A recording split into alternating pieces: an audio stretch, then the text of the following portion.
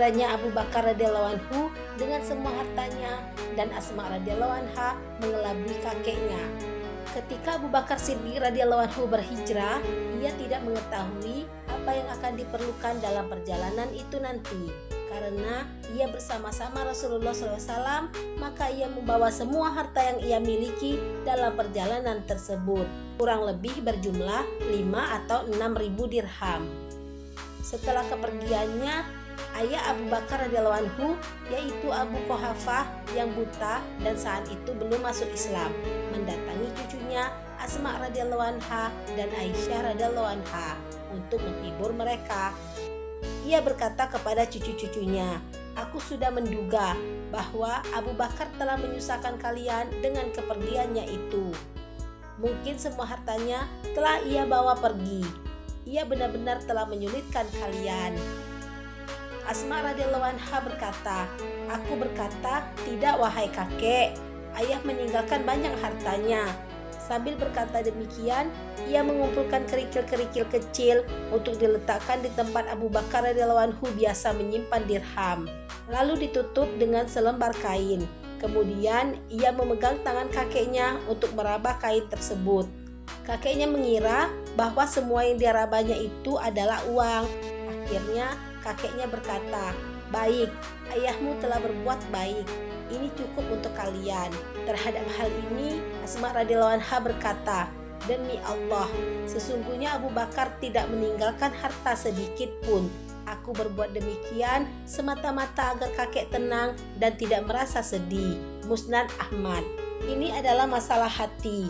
Mestinya anak-anak perempuan jauh lebih bersedih daripada seorang kakek ketika sang ayah pergi meninggalkannya.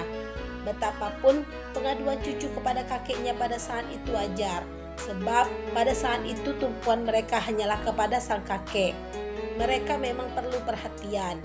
Pertama, karena kesedihannya berpisah dengan ayahnya. Kedua, karena belum ada gambaran bagaimana kelanjutan hidup mereka setelah itu. Apalagi kebanyakan orang-orang Mekah pada saat itu adalah musuh yang menolak berhubungan sama sekali dengan orang Islam. Namun, setiap muslim dan muslimah pada saat itu sudah menjiwai nilai pengorbanan ini.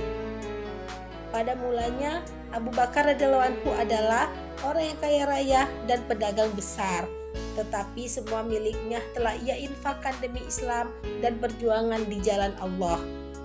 Dalam perang Tabuk, semua isi rumahnya telah ia infakkan fisabilillah. Oleh sebab itu, Nabi SAW bersabda, "Aku tidak mendapat keuntungan yang lebih besar daripada harta Abu Bakar. Aku sudah membalas jasa setiap orang, tetapi yang dapat membalas jasa Abu Bakar hanyalah Allah." Asma radhiyallahu anha adalah salah seorang putri dari Abu Bakar radhiyallahu anhu. Asma radhiyallahu anha seorang yang sangat dermawan. Sebelumnya, apabila ia akan berinfak, maka ia akan menghitung dengan menimbang dan menakarnya terlebih dahulu.